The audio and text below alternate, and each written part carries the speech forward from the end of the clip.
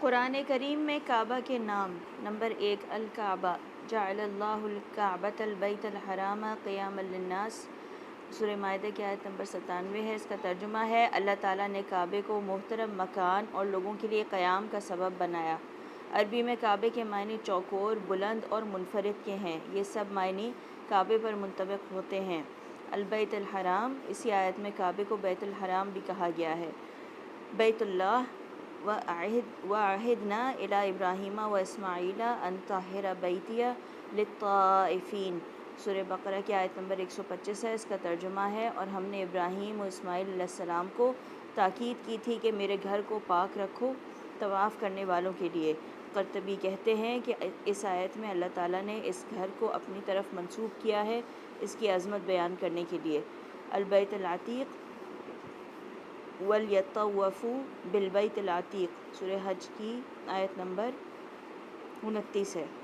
عتیق کے مختلف معنی ہیں: بڑے مرتبے والا، پہلا گھر، غرق نہیں ہوگا، جابر حکمرانوں سے آزاد ہے، کسی مخلوق کی ملکیت نہیں، جو بھی اس کو نقصان پہنچانا چاہے گا ہلاک ہو جائے گا، یا یہ کہ اللہ تعالیٰ اس کے پاس مسلمانوں کو جہنم سے آزاد فرماتے ہیں۔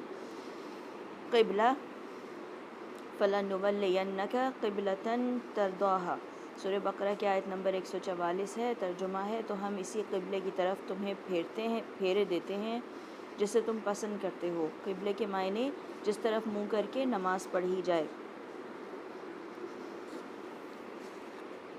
کعبہ شریف کے تعمیر کنندگان: تجلی حسن نو بنو سے کچھ ایسے مدہوش ہو رہے ہیں کہ رنگ و بو کے تمام جلوے نظر سے روپوش ہو رہے ہیں۔ تاریخی روایات سے پتہ چلتا ہے کہ مختلف ادوار میں بیت اللہ کی تعمیر 12 مرتبہ ہوئی۔ اگرچہ اس سلسلے کی بعض روایات پر مکمل اعتماد نہیں کیا جا سکتا، تاہم ایسی روایات بھی ہیں جن کے نصوص قطعی ہیں۔ ذیل میں ہم بیت اللہ کے تعمیر کنندگان کا ذکر کرتے ہیں۔ نمبر 1، فرشتے۔ نمبر 2، حضرت آدم علیہ السلام۔ نمبر 3، حضرت شیث علیہ السلام۔ نمبر 4، حضرت ابراہیم و اسماعیل علیہ السلام۔ نمبر 5، قوم عمالقہ۔ نمبر 6، قبیلہ جرہم۔ نمبر 7، قصی بن کلاب۔ نمبر 8، قریش مکہ۔ نمبر 9، حضرت عبداللہ بن زبیر رضی اللہ تعالیٰ عنہ 65 ہجری۔ نمبر 10، حجاج بن یوسف 74 ہجری۔ نمبر 11، سلطان مراد ترکی۔ نمبر 12، شاہ فہد بن عبدالعزیز۔ ایک عربی شاعر کہتا ہے، جس کا ترجمہ یہاں لکھا ہوا ہے، کہ مخلوق کی ایک تعداد نے بیت اللہ کو تعمیر کیا جس کی ہمیشہ سے تعظیم و تکریم کی جاتی ہے۔ پھر آگے ہے کہ ملائکہ نے، آدم علیہ السلام نے اور ان کے بیٹے شیث علیہ السلام، نیز خلیل حضرت ابراہیم علیہ السلام نے اور عمالقہ اور جرہم نے، قصی و قریش نے بھی اس کو بنایا۔ عبداللہ بن زبیر اور ان سب کے بعد حجاج کی تعمیر بھی مشہور ہے۔ نیک بادشاہ سلطان مراد نے اس کی تعمیر میں حصہ لیا، جن کی ذات قابل تعظیم ہے۔ شاہ فہد بن عبدالعزیز نے اس کی عظمت کے مطابق تعمیری کام مکمل کرایا۔ کعبہ، عہد آدم علیہ السلام سے ابراہیم علیہ السلام تک، خدا کا حریم جلال آ رہا ہے، نگاہوں میں نور جمال آ رہا ہے۔ تصدق ہیں جس پر دو عالم کے جلوے، وہی عالم بے مثال آ رہا ہے۔ زباں پر ہے لبیک کا نغمہ جاری، بہت گریہ انفعال آ رہا ہے۔ عبداللہ بن عمر رضی اللہ تعالیٰ عنہ فرماتے ہیں، جب اللہ تعالیٰ نے آدم علیہ السلام کو جنت سے زمین پر اتارا، اس وقت ارشاد فرمایا، میں تمہارے ساتھ ایک گھر بھی اتار رہا ہوں جس کا طواف اس طرح کیا جائے گا جس طرح میرے عرش کا طواف کیا جاتا ہے، اور اس کے ارد گرد نماز پڑھی جائے گی جس طرح میرے عرش کے پاس پڑھی جاتی ہے۔ راوی کہتے ہیں کہ طوفان نوح علیہ السلام کے وقت اس کو اٹھا لیا گیا تھا۔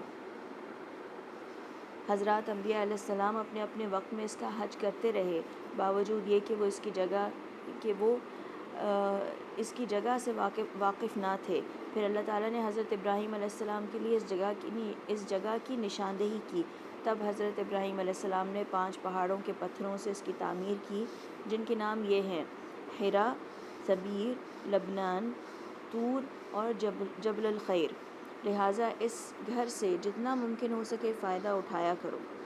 حضرت ابراہیم علیہ السلام کا 5 پہاڑوں سے کعبے کو تعمیر کرنا بطور معجزہ ہے، لہٰذا بعض مورخین کا کہنا کہ یہ ناممکن ہے اس کا اعتبار نہیں، اس لیے کہ نبی کے ہاتھ پر ناممکن اور خلاف عادت چیز کا ہو جانا ہی معجزہ ہوتا ہے۔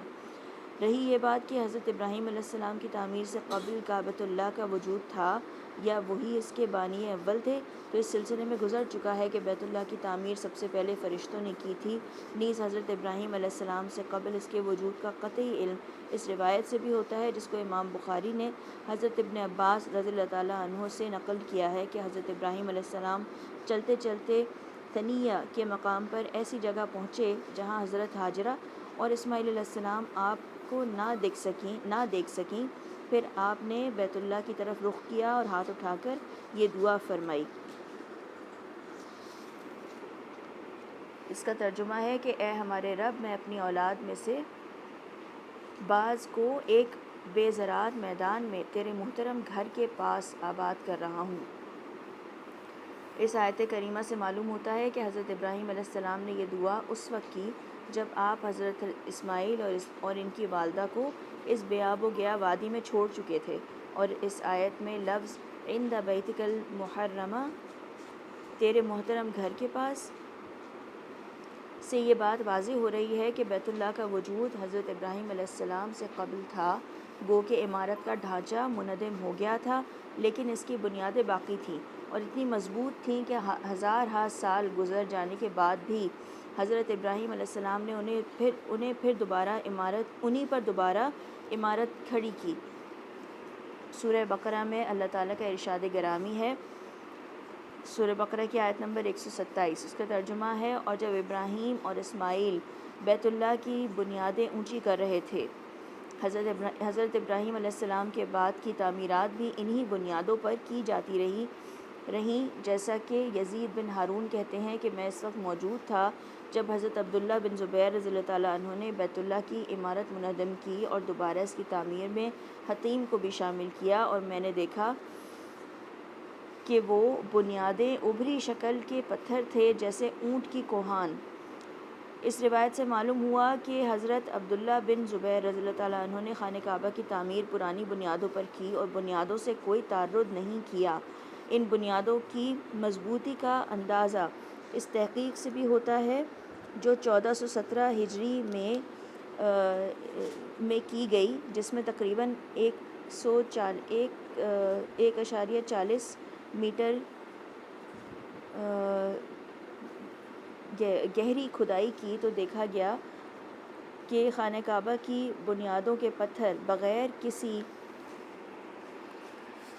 کسی مسالے اور سیمنٹ کے آپس میں نہایت مضبوطی سے جڑے ہوئے ہیں۔ ان کی ظاہری شکل اونٹ کے کوہان کی مانند ہے، نیز ان کی ہیئت ترکیبی سے ظاہر ہوتا ہے کہ آج بھی ان پر کسی ترمیم کے بغیر عمارت کھڑی کی جا سکتی ہے۔ اندازہ لگائیے اس بنیاد کی پائیداری کا کہ اگر صرف اس مدت کو شمار کریں جو عہد ابراہیمی سے آج تک ہے تو وہ بھی 5000 سال ہوتے ہیں، جبکہ ابراہیم علیہ السلام سے پہلے کی مدت طویل کا علم اللہ ہی کو ہے۔ اس طویل ترین تاریخی دور میں اس بنیاد نے نہ جانے کتنے طوفانوں اور سیلابوں کا سامنا کیا ہوگا۔ یہ اس دین حنیف اور توحید خالص کا زندہ و جاوید معجزہ نہیں تو کیا ہے؟ واضح ہے کہ قریش کی تعمیر کردہ عمارت سابقہ تعمیرات سے ممتاز تھی اور بعد کی تعمیرات کا مدار اس پر رہا، اس لیے تعمیر قریش کو قدر تفصیل سے ذکر کیا جاتا ہے۔ اس کے ضمن میں خادم حرمین شریفین شاہ فہد کے عہد کی ترمیم اور تجدید کو بھی قارئین کے فائدے کے لیے ذکر کیا جاتا ہے۔ حضرت ابن زبیر و حجاج کی تعمیروں کا ذکر حطیم کے ضمن میں آ چکا ہے۔